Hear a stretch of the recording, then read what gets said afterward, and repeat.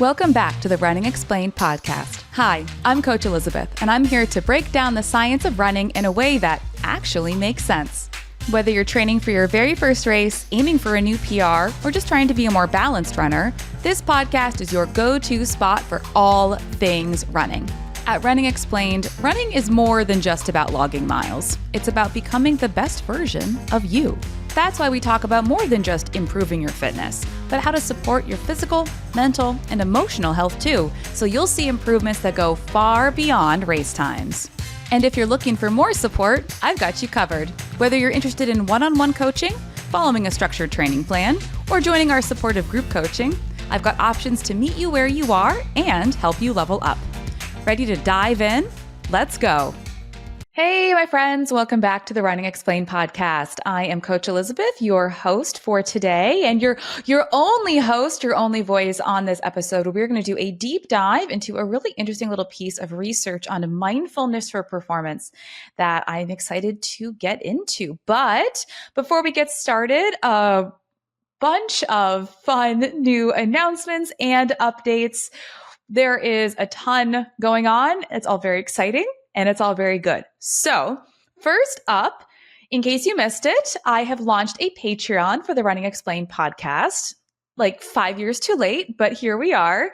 And if you are interested in being a supporter of the Patreon, of me, of the show, first of all, you have my absolutely undying gratitude for the rest of my life. But you also get fun additional things, and that are bonus episodes, being able to participate in specific types of episodes, guiding and steering with the types of things that you would like to hear and see on the show.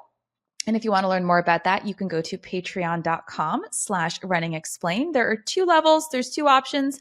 We have run buddies and we have long run besties.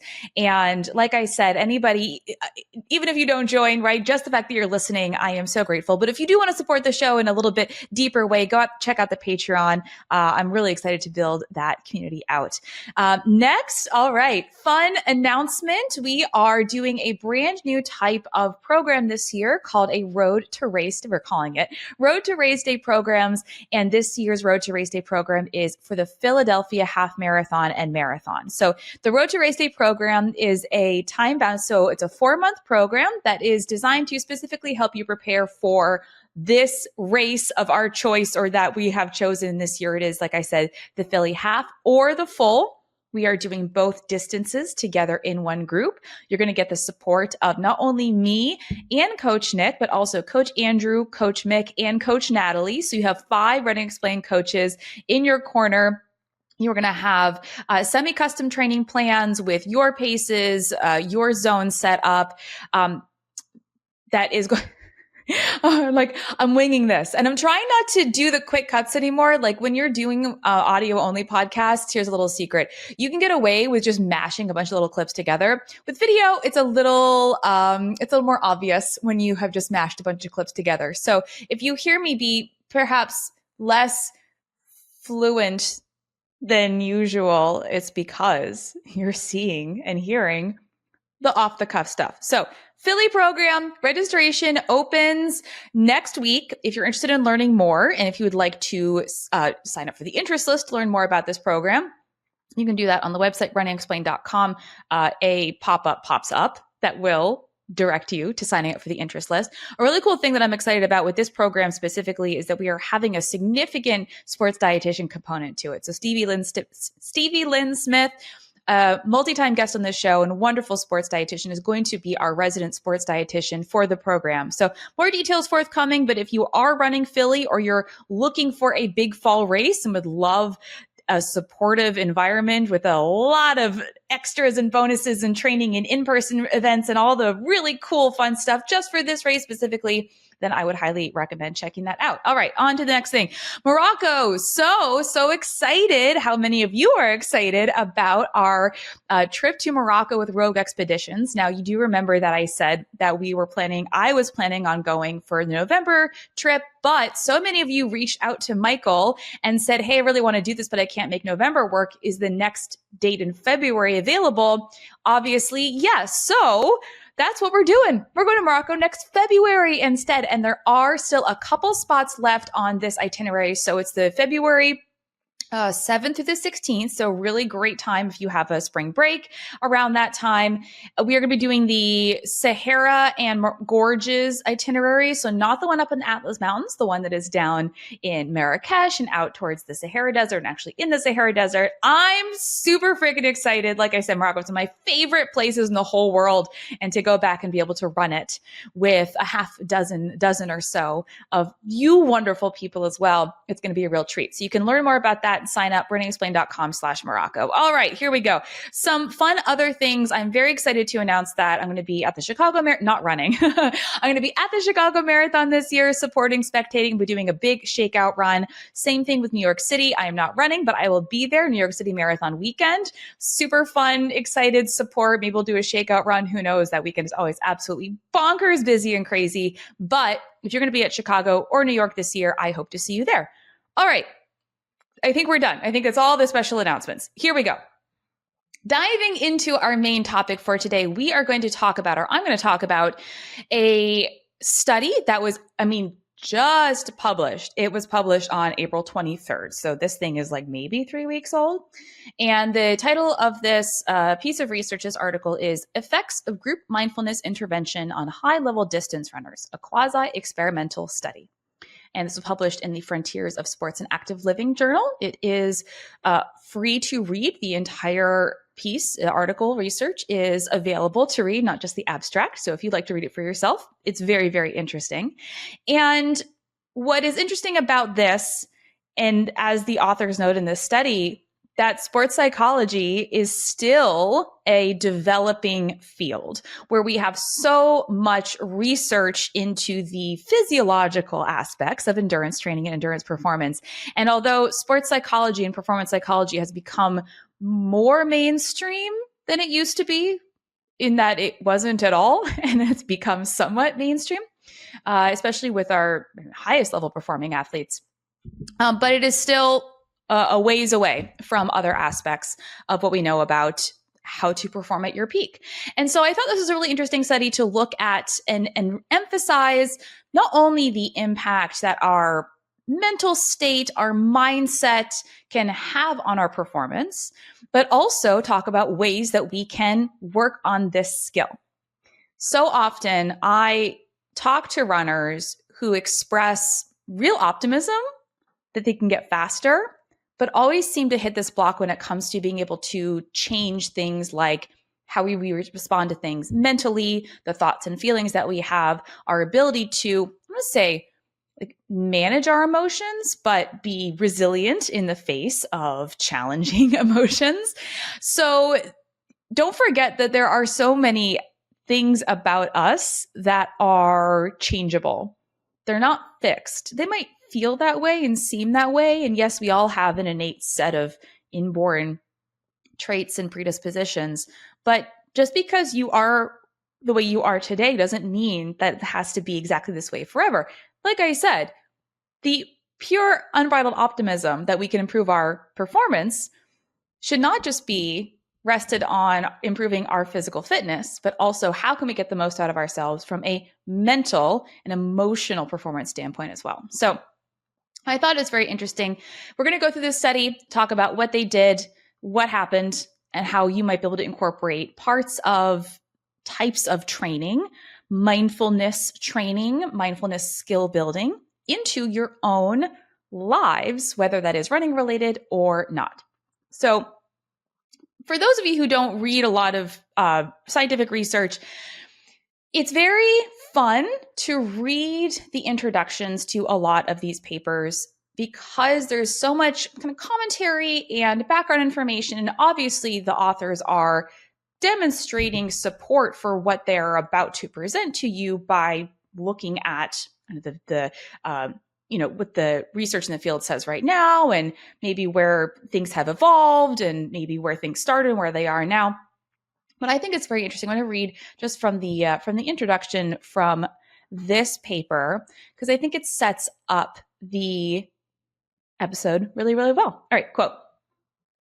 Traditional sports psychology, which emphasizes regulating psychological and physical states for optimal performance, has been critiqued for its reliance on techniques such as goal setting and imagery, which often yield inconsistent results in reducing anxiety and enhancing performance.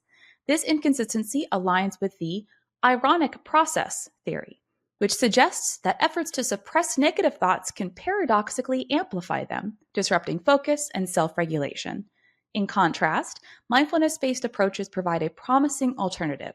By encouraging non-judgmental awareness, mindfulness allows athletes to detach from emotions and cognitions, thereby facilitating selective focus on task-relevant cues. End quote. I'm going to read a little bit more for the next paragraph, but this is, I think, a really important point because going back to that, well, this is my mindset skill. This is what I have. It is what it is.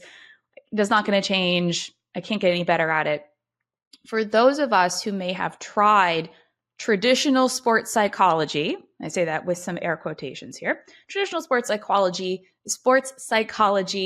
practices or tips or tricks or whatever, such as goal setting, imagery, like outcome goals, just kind of imagine yourself doing it. We'll set this goal, and even things like process goals. If you feel like those things haven't worked for you, now you know why. It's one of those things about elephants, right? If I tell you don't think about an elephant, well, what are you thinking about now? You're thinking about an elephant. You probably weren't before, but you are now, even though I said don't think about elephants. It's the same thing with us managing our emotions and the thoughts and feelings that we have, especially when we are running, especially at a high pace, high intensity, and we're a little uncomfortable. But focusing on I just shouldn't stop being anxious. Like I just don't think about that. Don't think about how anxious you feel. Don't think about how nervous you are. Don't think about the fact that your brain is telling you that you can't do this. That's more likely to make it stick around. So mindfulness might be different. So for those of you, like I said, who think that maybe some of these things that you've tried in the past aren't working for you, it could just be it wasn't the right tool. It wasn't the right skill that we were trying to build. And trust me when I say I am very much the don't think about elephants kind of person. I have a really hard time letting go of thoughts that ruminate and kind of just spin around in a little never-ending spin cycle. So for me to try to not think about them definitely backfires. Yeah, been there more times than I would like to be, which is not a fun place to be in the middle of a race. All right, next paragraph. Quote, mindfulness has been shown to counteract performance anxiety through several mechanisms. First, it enhances focus, enabling athletes to concentrate on task-relevant cues and minimize distractions during high-pressure situations. Second, emotional regulation techniques, such as mindful breathing, help reduce physiological arousal and improve emotional stability. Third, mindfulness fosters non-judgmental awareness, allowing athletes to accept intrusive thoughts without engaging in them, thereby preventing negative cognitive spirals. These mechanisms align with empirical evidence demonstrating that mindfulness optimizes focus and emotional resilience, key factors in athletic performance. What did I just say?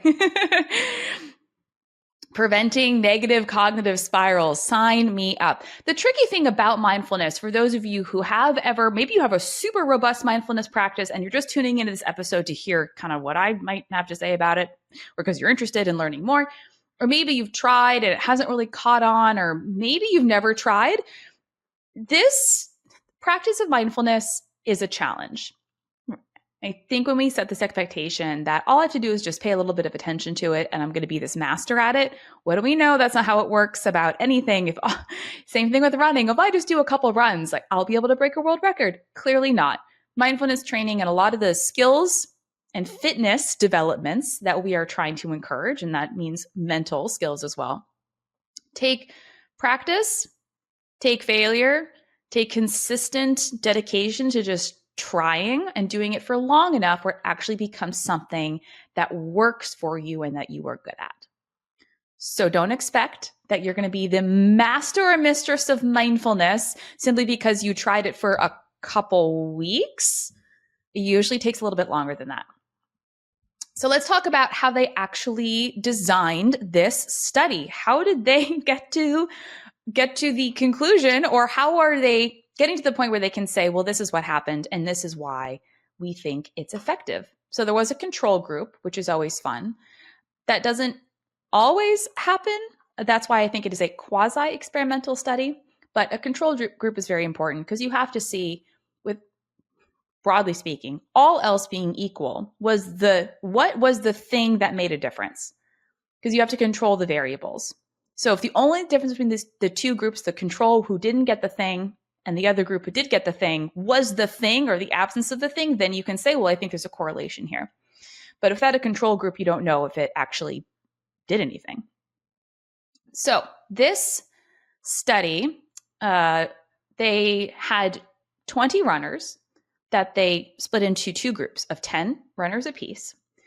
One group, the mindfulness group, completed a 6-week mindfulness training program designed specifically for athletes. So there are actually some programs and things out there for enhancing sport performance. So this is one of them, the Mindful Sport Performance Enhancement, MSPE program. So it's in this context, it was a group setting. It was sessions held online, led by a sports psychologist. So they every week, and they learn techniques like mindful breathing, body scan meditations, yoga for awareness, and strategies to stay present, and non-judgmental. Big key there. That's a big part of mindfulness, non-judgmental during training and racing. And they were encouraged to integrate those mindfulness exercises into their training, into their daily routines and their regular training routines. The control group didn't get any of that. So they just everybody did the same training. So this is also a part of it. It's not just like one person got the mindfulness training. So everybody's doing the same training. Only one group got the mindfulness skills and one group didn't. So both groups took a series of tests before and after the 6-week intervention period. And they weren't looking at physical fitness. They weren't saying, well, did you get faster? Did your VO2 max improve? They measured things like flow state. So that feeling of being in the zone when everything's clicking. That's actually a very specific type of a concept called a flow state. And when you're in it, it's the best feeling in the world. Although it doesn't happen all the time, but there are certain conditions that make a flow state more likely. And one of them is having your level of skill and the level of challenge be properly matched. So if something's really, really, really hard and your skill is not quite up anywhere near being able to do it, then you're not going to be able to get into the flow state. Like you're struggling. If your skill is very high, but the challenge is very low, you're checked out. You're not really engaged. When we have the right relationship between your level of skill and the level of challenge, and you feel confident in your ability to rise to the challenge, then we can more likely to enter this flow state. All right. So they measure things like how often you're in the flow state, competitive anxiety. So how nervous or worried they felt about competition. So this could be, they looked at cognitive anxiety. So how you thought, mental worry, self-doubt, and somatic anxiety, nausea, physical symptoms, butterflies in the stomach, that kind of cold feeling. If you've ever had that kind of physical, somatic, right in the body, previous anxiety, that is still anxiety, but it's technically different than the cognitive anxiety that you're feeling. Mindfulness, they measure things like mindfulness or your general ability to stay aware and present moment to moment. This is a more challenging thing than you might think. We are not, by and large, accustomed to living in the moment, to not letting our thoughts creep forward or drift back. What are we doing tomorrow? What happened yesterday? And there's nothing wrong with that. But when you have an inability to stay present, that's something that mindfulness can help improve. And they also measured emotional regulation. So how well these athletes could manage their emotions like stress or frustration, especially when they were under pressure, like in a race. So all of these things, you can see how they would have, say, kind of real world applications. Yes, but also very, very real performance applications as well. You would think, yes, If I'm able to be more resilient in the face of anxiety, then I'm more likely to perform better. If I can stay present and not let my thoughts, catastrophize and drift forward or backwards, then I might be able to perform more effectively. If I can enter the flow state more often, then yes, I'll be performing more effectively. So what happened after 6 weeks? So you might have found yourself in the experience of being on a run or in a race and feeling pretty good, and then something happens, almost like a switch flips. Now, maybe it seems like it came out of nowhere. Maybe you had just a really rough split. Maybe something happened where it kind of shook you off your game, and you never really recovered from that. You couldn't get back into it, even though nothing really was really preventing you. Whatever happened didn't actually prevent you from continuing, but you just never really found your groove again. You really struggled. It felt really hard, harder than you expected.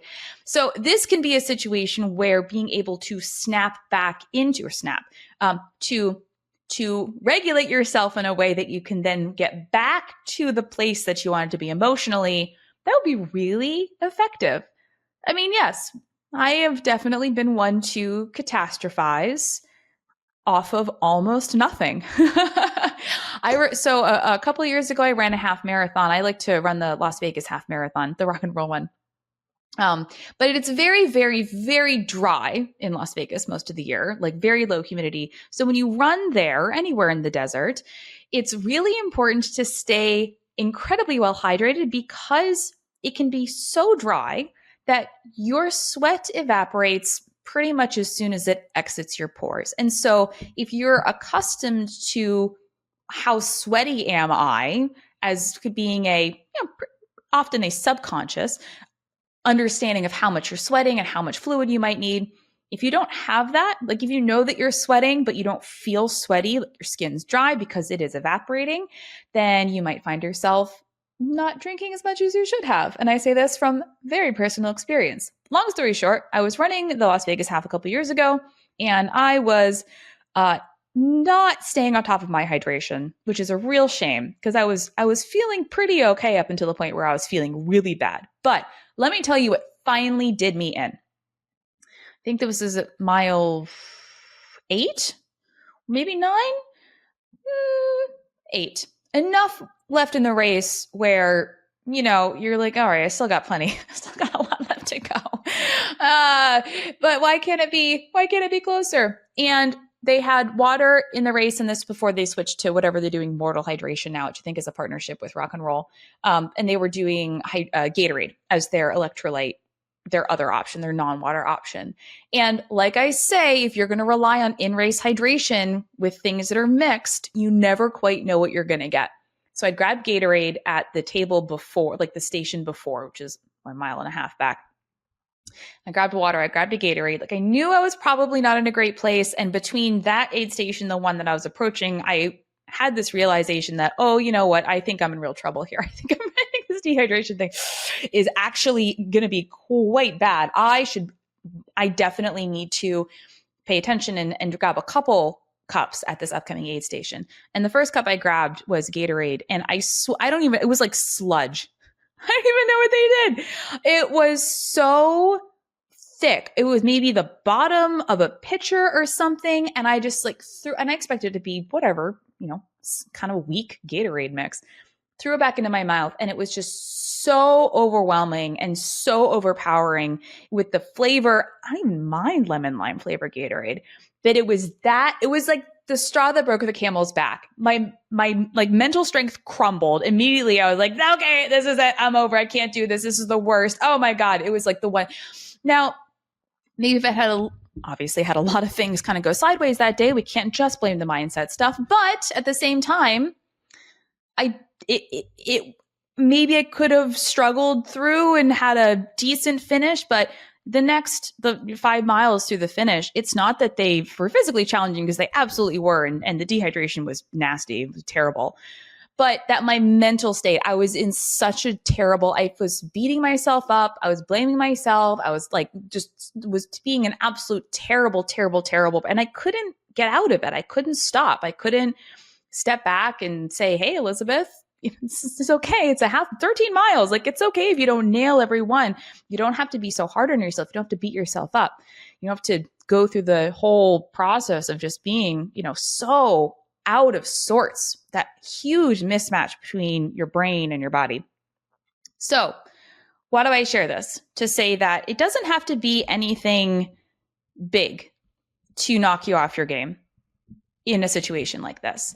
When we're under pressure, when we are trying to do things like perform at our best, it often doesn't take very much. And something which may not have thrown you for a loop on a different day, on a regular easy run or in your everyday life, because the stakes are so much higher and you are literally under so much more stress, little things can be the difference. And they can knock you off your perch, even if they wouldn't in everyday life. So having the skills to be able to identify that and kind of come back from that, especially in the moment, wow, that's such a huge benefit. It would be such a huge skill to be able to cultivate, which, hey, guess what? You can. So after only 6 weeks of virtual group-based mindfulness coaching, this wasn't even one-on-one therapy. This is a group-based program, and for just 6 weeks. So the runners who were in the group that got the mindfulness training showed significant improvements in several mental areas compared to the control group, who saw basically no change before and after. So the control group were pretty much the same before or after the 6 weeks. Of course, they didn't get anything, but their stuff didn't change. The mindfulness group, things changed. The mindfulness group reported that it was they were able to enter their flow states more frequently and experience a deeper flow state. So they could enter the zone more readily and could stay there for longer and felt like more in tune. That's pretty incredible. The flow state's like the best place to be. The mindfulness runners reported feeling less anxious about competition in general, and in particular, their cognitive anxiety, so the mental stuff, the mental stress, the worry, the thoughts, before and after races dropped significantly. So obviously you would think, well, if I'm not thinking anxious thoughts, I probably won't feel as anxious. So their somatic anxiety lessened also. So it didn't go away. And it's okay to have some nerves, but it was lessened. Somatic and cognitive anxiety lessened around competition. Better mindfulness and better focus. So practicing mindfulness made the athletes more mindful. They were able to stay present more effectively.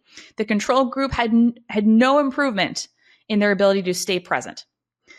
Again, you don't practice it, it's not going to get better. So this means focusing on things in the moment that matter instead of on distractions, right? So things that in the moment that matter are you, what your strategy is, how you're feeling, what's going on in your body, versus distractions like that person who you keep changing. There's always somebody in a race where you end up like kind of passing each other a bunch back and forth for whatever reason.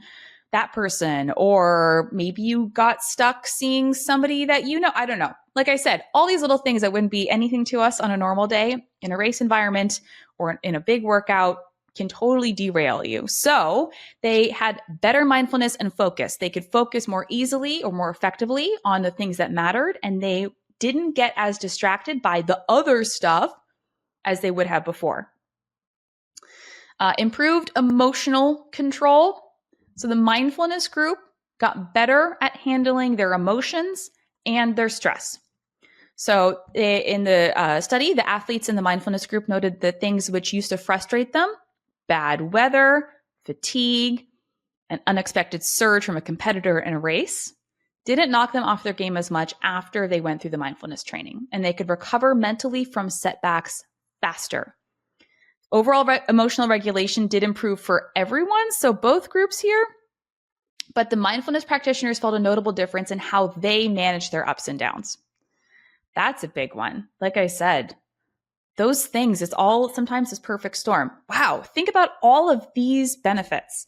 If you could feel less anxious, get into the flow state more easily, have better focus, be less distracted, have better emotional control over the ups and downs of things that happen to you.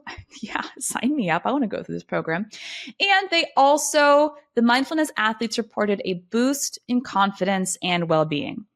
So the study really measured things like anxiety and flow state. In a post-study survey, many of the mindfulness athletes said they felt more capable of reaching their potential.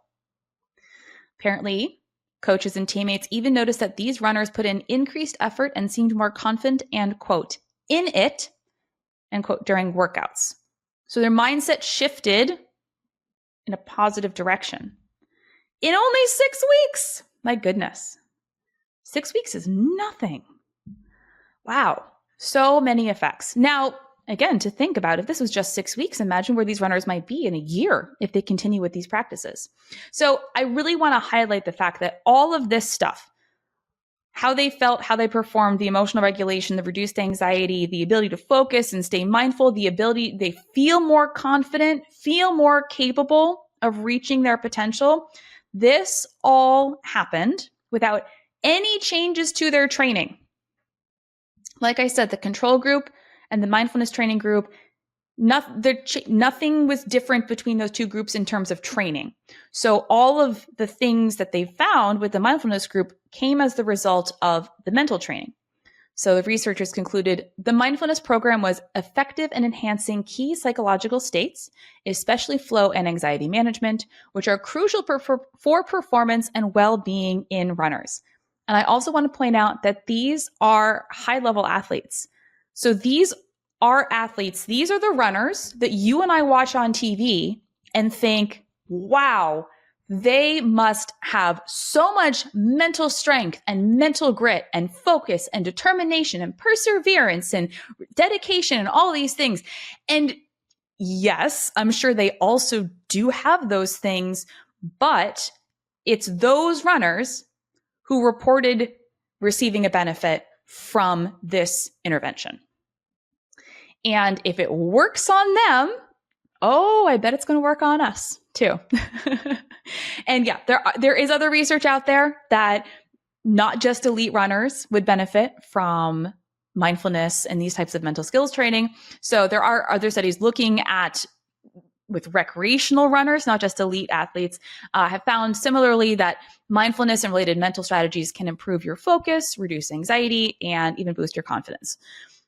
The really cool thing about the brain is this concept called neuroplasticity.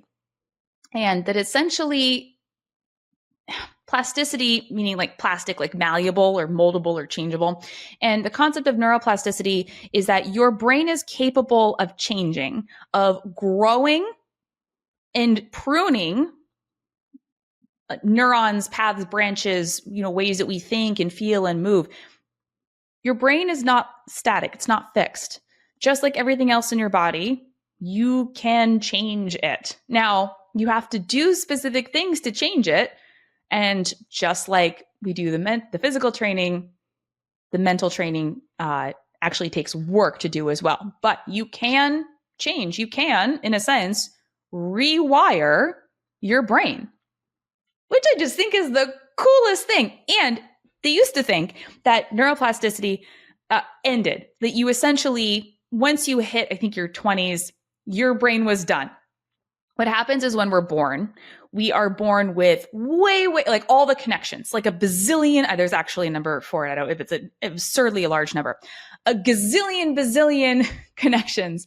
And in the first few years of our life, what happens is this concept called pruning, where your brain starts to prune. You guys have seen Loki, like prune the timeline. Your brain starts to prune all these pathways and connections that it doesn't need. So we start out with a ton of connections in our brain, but over time, only the ones that we use are kept, and the ones that we don't use are pruned.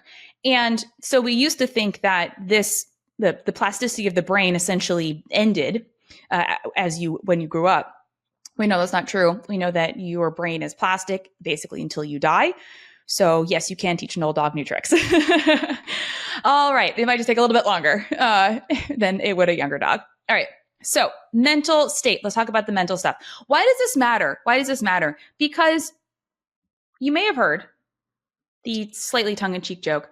Running is 90% physical and the other half is mental, or vice versa. And running is 90% mental and the other half is physical. Doesn't really matter. The whole point is that it shows how much of an impact the mental component has on your running. Not even like big performance. I'm talking about everyday stuff. How many of you have been on an easy run that just felt like garbage, just hot garbage for no specific reason? Except now when you think about it, okay, yeah, you know what? Things have been really stressful at work recently and you really didn't sleep very well the night before. And somebody's coming down with a cold and you think you might have a cold too. And oh my God, there's so many things you have to do today. And you realize that, hey, maybe mentally you are just super depleted. It's hard to have a run, any run, feel good when you are just so frazzled mentally. And although we, I think, kind of understand this, we don't. Like we say we do, but then we always go back to blaming ourselves. Oh, yeah, but that's not an excuse because, or blah, blah, blah, or this is how it always is, or I'm not any more stressed than I usually am. And all of those things might be true, but at the same time, it definitely impacts your performance. Just because it's normal for you doesn't mean that if you were less stressed, it would be different. It is incredible the impact that your mental state, mental fatigue, stress level, mindset, all of those things that we don't think about necessarily as quote unquote mattering, they matter the most. They matter the most. If you are only training your physiological capacity and you aren't paying any attention to anything else, like mindset stuff, and I'll even expand this further to things like fueling or hydration. Those are all components of what we're trying to do so we can do everything better and have it feel good too, or feel as good as it can. And the mindfulness stuff, the mental stuff is there too. So even if you don't necessarily want to do anything about it, that's fine. You have to acknowledge, though, that it absolutely has an impact on how you're going to perform. Mental fatigue, like from a really long work day or not enough sleep, can significantly hurt your endurance. So there's a classic study that they did with cyclists showing that cyclists quit 15% sooner when they were mentally exhausted from a tough cognitive task, even though physically they were capable of continuing. Their perceived effort was higher, so they reported it feeling harder than the other group, and then they did in their previous session. So you have a lower threshold for fatigue, you have a lower threshold for BS, you have a kind of higher baseline stress and anxiety level. So yes, you have a lower tolerance for things to feel good, and when things start to get a little bit hard, you're probably going to wave the white flag earlier than you would if you were not as mentally stressed or fatigued. Now, it's not to say that you need to be in the perfect mindset, mind frame in order to perform well. You don't. One of my favorite little tidbits from Kira D'Amato setting the women's American marathon record was that afterwards she said that she never really felt that good through the entire race. She set a record. She set an American women's marathon record while the whole race not really feeling that awesome, kind of like mentally or physically, like not terrible, but not amazing. Now, here's the thing. I would argue, I don't know this, but I would wager that she has probably done some sort of formal performance psychology training and support, given that she is such a high-profile athlete. I would imagine, 100% speculating here, I would imagine that if she didn't have those skills in her toolkit, then she might not have set the record that day because she would have been overcome or been not resilient enough to persevere despite. And so often it's not about trying to make the situation as perfect as possible, but it's about how can I make myself as effective as possible in this situation, given what I have. Because there's a whole bunch that you can't change. But if you can have control over, or at least the tools in your toolbox to respond well to whatever is thrown at you, you are more likely to not only have a better performance, but to feel better in general. So some of the mindfulness group improvements that we could be talking about here are having less cognitive anxiety. So you're not, an energy vampire, just gathering all the cognitive anxiety that you can possibly find. You're Colin Robinson your way through your next race. No. So you're not spending actual energy and creating more stress in that amount of cognitive anxiety. You might find that when you are anxious, it's hard to focus or think clearly, or in some cases, logically or rationally.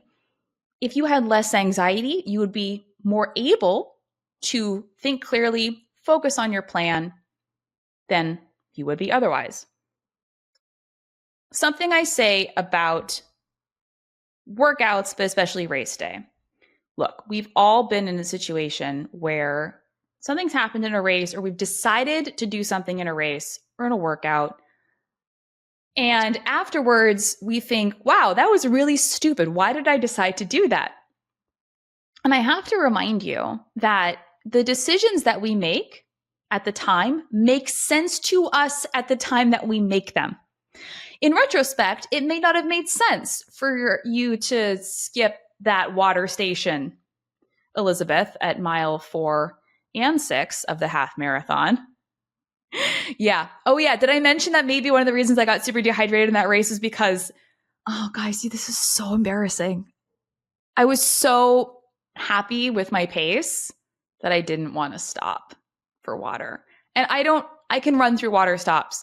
Even if I couldn't, the time that I lost by becoming dehydrated in no way was acceptable compared to the seconds I might have lost if I had actually stopped for hydration at those water stops. I digress. At the time, it made sense to me. Was it logical in the grand scheme of things? No. Did it go against my plan? Yes. In retrospect, was it a terrible decision? Yes. At the time that I made that decision, did it make sense to me? Yes. Now, I would also argue that maybe my cognitive anxiety was a little bit high for that race for a variety of reasons. Time change, night race. I wanted to do really well. I had this idea that this was some sort of, I hate this, redemption race. If I could do really well in this race, since it's flat, then it would, mean something. So I had all of these stressors and things that I was, pressures that I had put on myself to do this. And so, yeah, I think my anxiety level was much higher. I wasn't able to focus. I was not present. I was not mindful. I was trying to desperately hang on to this flow state that I had found in the beginning of the race so badly that I neglected the things I needed to do to continue to stay in the flow state, like take your hydration. So if you are less cognitively anxious, you are able to make better decisions. You're spending less energy on that anxiety. You're going to feel better, because feeling super anxious feels awful. Better presence and better focus means that you are more likely to execute your strategy, your pace strategy, your fueling strategy, your hydration strategy, right? Your mental skills strategy for when the things start getting really challenging on the inside, rather than getting distracted or deciding to make a last minute decision that was nowhere near your plan, but I don't know, sounded good. I did this. What happened? I did this. This happened to me in a race where I was like, oh no, that makes sense at the time. And then this is a totally different race. In retrospect, I thought, what was I thinking? Oh God, it's happened more than once. I can't tell you all my embarrassing stories in the same episode. All right, flow state. You're more likely to enter the flow state and stay in the flow state, which, oh boy, gosh, that is the ultimate goal. And the big kind of overarching, I think, benefit for all this, going back to what I say, emotional resilience. So emotional resilience. So resilience, right? Literally meaning resilient, kind of your ability to bounce back. So if you have higher or better, stronger, however you want to describe that, emotional resilience, that means if something does, or when something does go sideways, it's super windy when it wasn't supposed to be, somebody passes you and jostles you and you fall. Maybe you are just having a really hard day and you're watching the time that you hoped to run just got slip away mile by mile. Maybe you, I don't know, literally pick one. We all have them. You don't spiral. That thing doesn't be the thing that breaks the camel's back. You can stay composed, even if you have to pivot or make adjustments. You don't just kind of collapse mentally. One runner in the study shared that after their mindfulness training, strong wins in their training sessions no longer made them upset. They, quote, handled it much better, end quote, and could adjust without ruining their workout. They could adjust their training and adjust their mindset without it ruining their workout. Another runner in that group said that during a brutal treadmill run, they coped by shifting focus between different body parts, and the session, quote, passed much more quickly, end quote. So I think that would be related back to the body scans that they did and maybe some of the somatic yoga.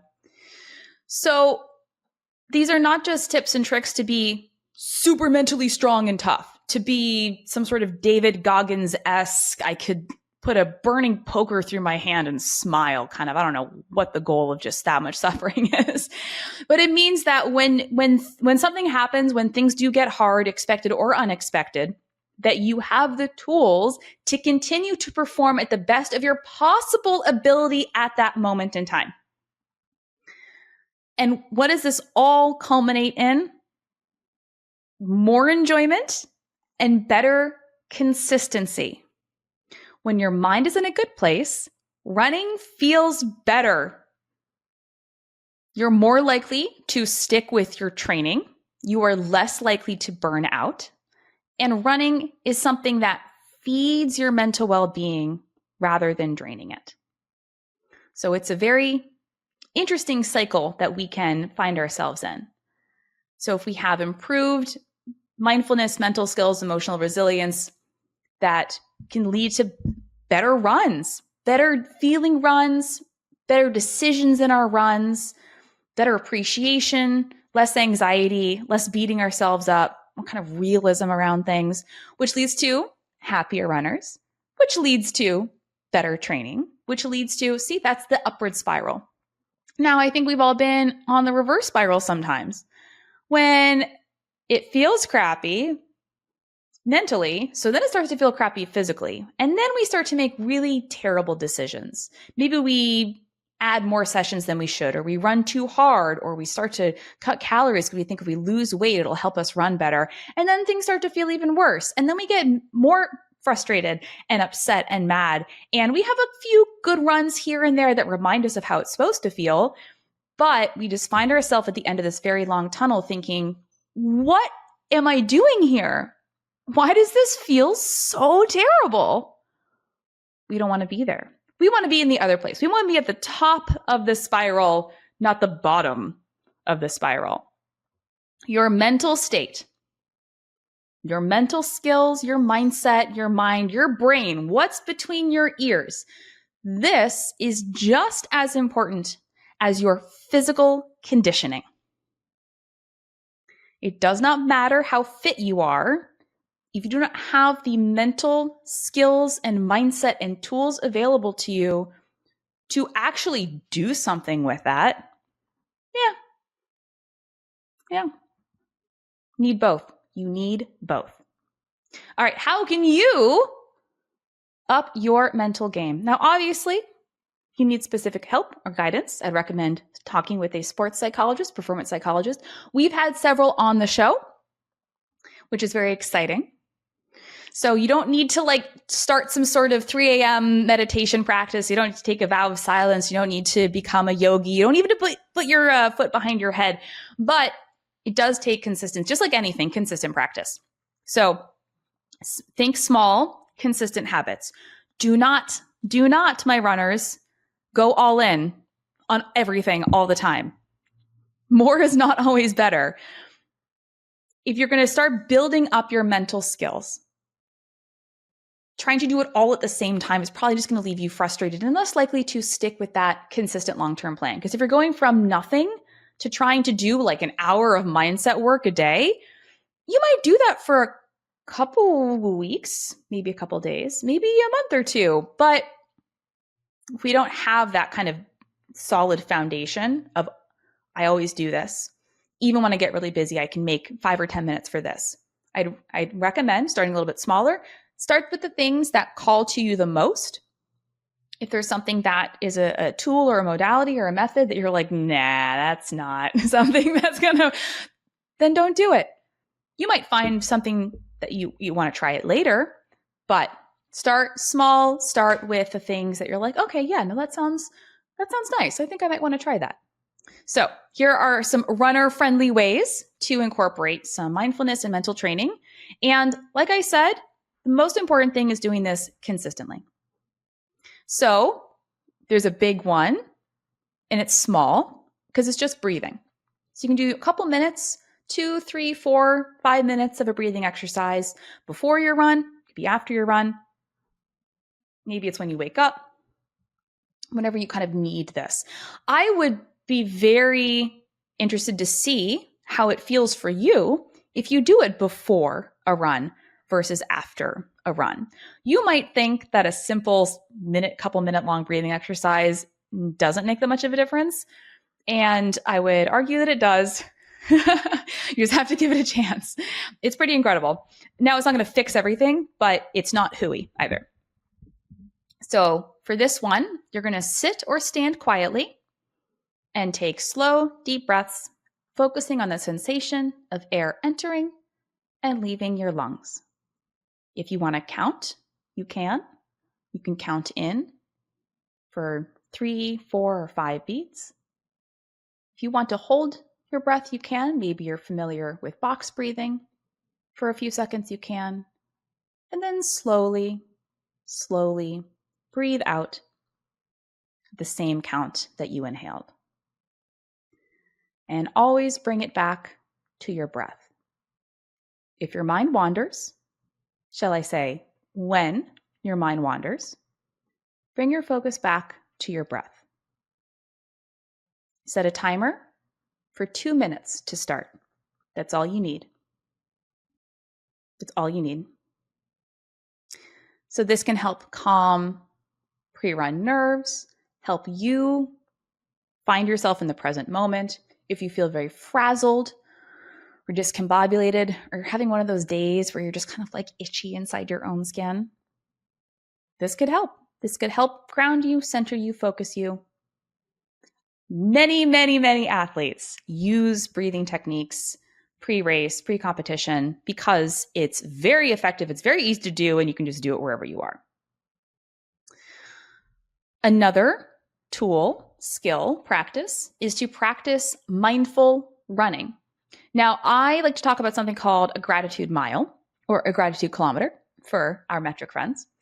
And this is something that I usually talk about during the holiday season, where a gratitude mile is in just your next run. Take a mile, and the whole mile is just you reflecting on things that you are grateful for in your life. And it's a really good way to take us out of ourselves and to remind ourselves of what we have. And there's a huge benefits to gratitude practice as well. But this is something similar but different. So you can designate an easy run, maybe a recovery run, as a mindful run once a week. So during your mindful run, you are going to check in with your senses and your mind, not your pace. Not that you should really ever be worrying about your pace during an easy run anyways, but especially not on this one. So you might scan around your body and focus on different parts of your body, one after the other.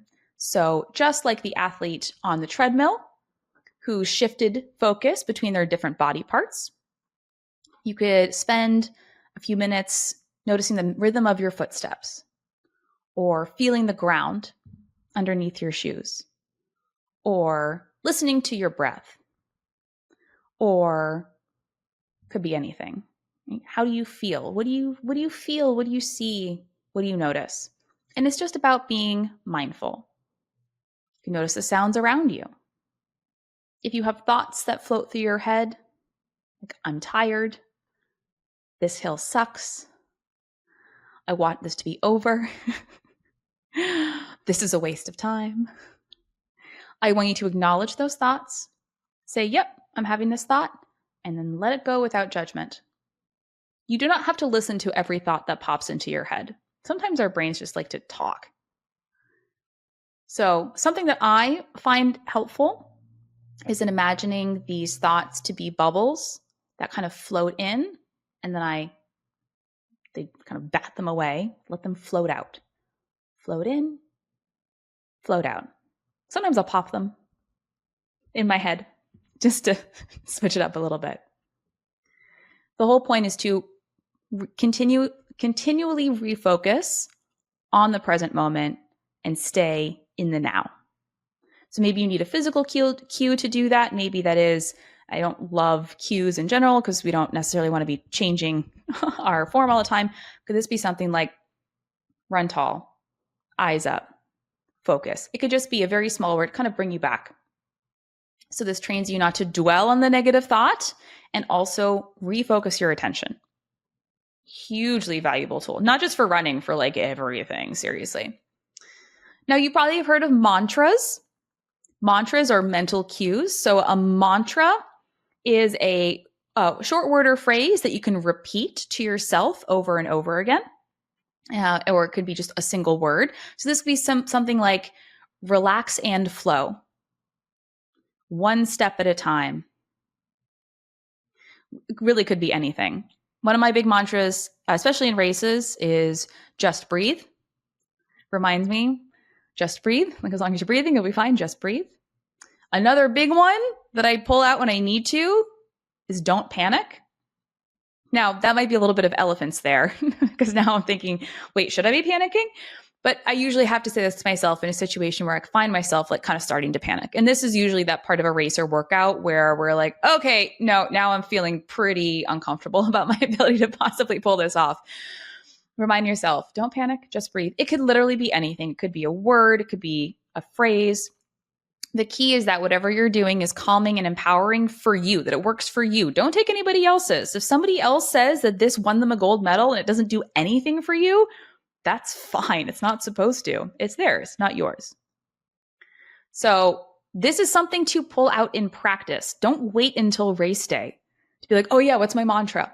These are things to incorporate in all aspects of your training whenever it would be appropriate. So this can be, form cues if you find yourself kind of flagging towards the end of a race. The important thing is it helps keep your mind occupied with helpful thoughts and focuses us so we don't enter that negative spiral or panic. And then another big one, and this is just really helpful for, I think, all of us to learn how to reflect in a mindful way instead of ruminate. But this is really helpful practice to get into. Again, what I say, practice, practice, practice. Doing this after everyday easy runs, not just huge workouts and races. Reflection, post-run reflection. And it's reflection, not rumination. So after your run, your workout, your race, just take a couple minutes to mindfully reflect without judgment. I've talked about post-race analysis and post-race reflection. Without judgment is key.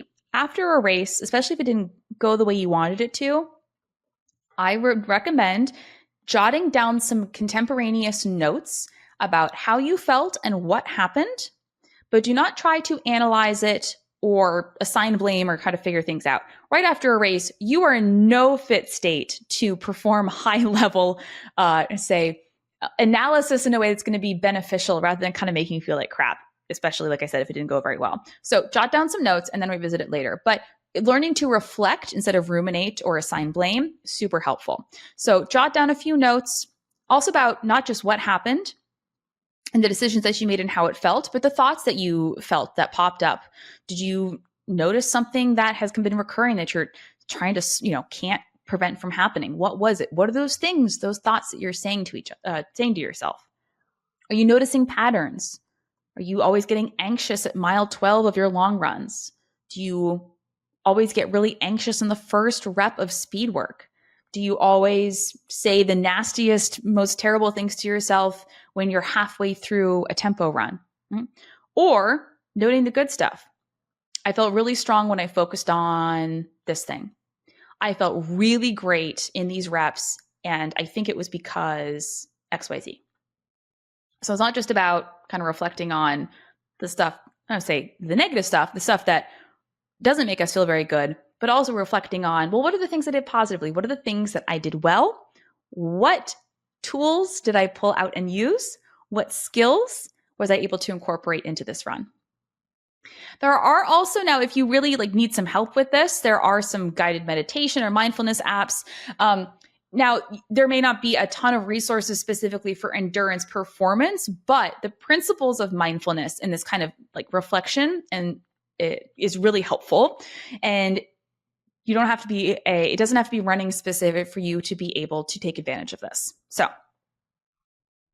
all of these things to say how important it is to train your mindset, your mental skills, just like we train our physical body. It is incredible what it feels like to feel like you are confident in your mental abilities, not just your physical abilities. Now, on what we're trying to do is pair the two together. But what I really love about improving your mindset, your mental skills, all the things we talked about today, is that it can really, I think, help bring out the best of every situation that you might find yourself in. And also it's just going to make things just feel a lot more enjoyable, even on days then it's really hard. So you might find that this takes a lot of practice, especially if this is not something that you've ever really done before, ever. You might feel a bit silly.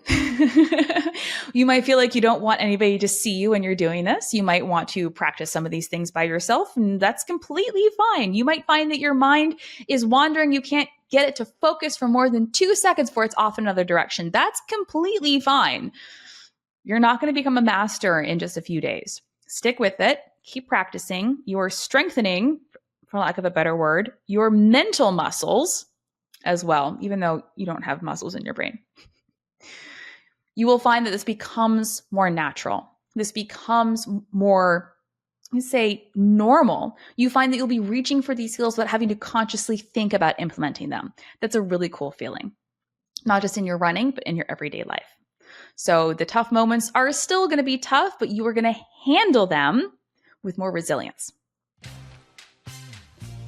Thank you so much for being here today. I appreciate your time as always. And again, if you are looking for additional resources to help you with your training, if you're looking for some coaching help, we have all of those resources, not just in our Philly program coming up, but in one-on-one coaching, downloadable training plan ebooks, and also our app-based small group coaching program. So I hope to see you, listen to you, hear you, have you hear me next time. And until then, happy running.